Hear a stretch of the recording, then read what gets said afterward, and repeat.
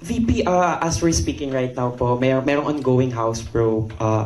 Actually, a minutes ago, former Undersecretary Gloria Mercado says you gave her envelopes containing 50,000 each from February to September 2023 when she was with Hope or the Health Orchestrate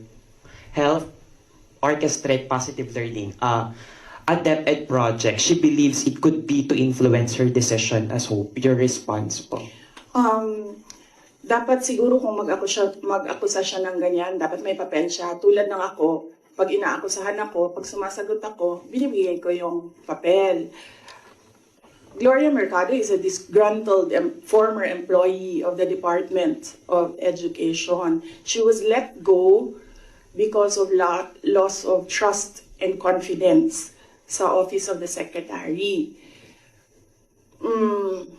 Una niyang ginawa, well, hindi ko alam kung anong nauna, pero naka-strike 2 siya sa akin.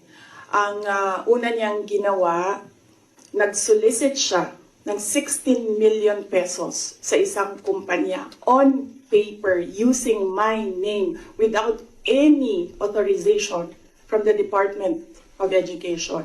Bibigay ni JC sa inyo mamaya yung papel. Nakalagay doon. Pangalawa, noong nag-school visit ako sa Cebu,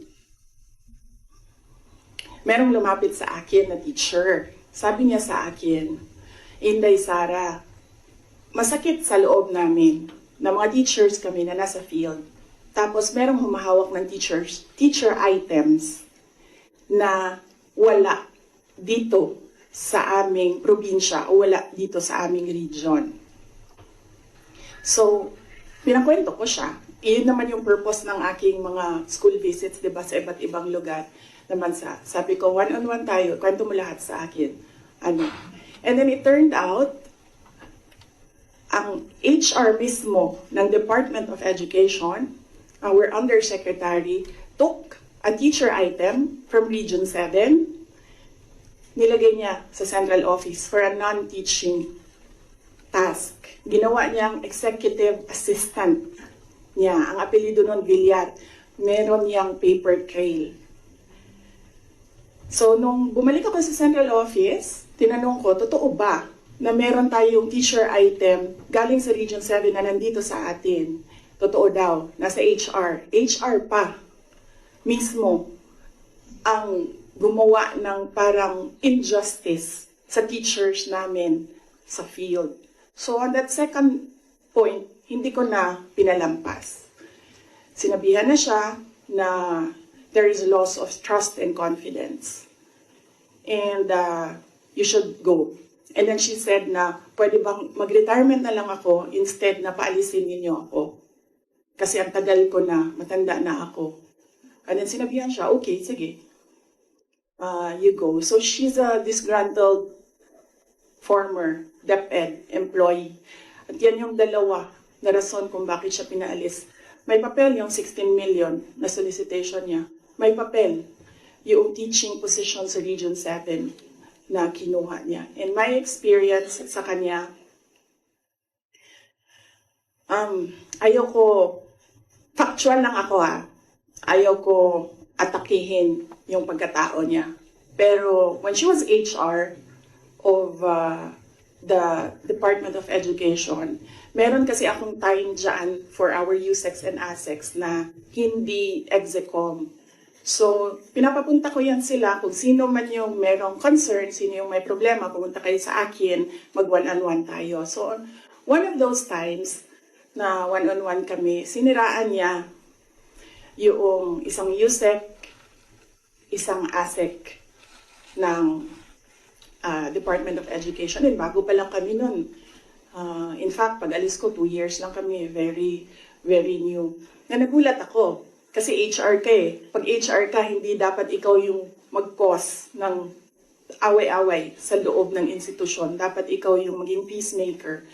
But siniraan niya yung isang ASEC and isang USEC sa akin mismo. And nagulat ako. Why attack the ASEC or the USEC sa kanilang pagkatao? Hindi naman trabaho.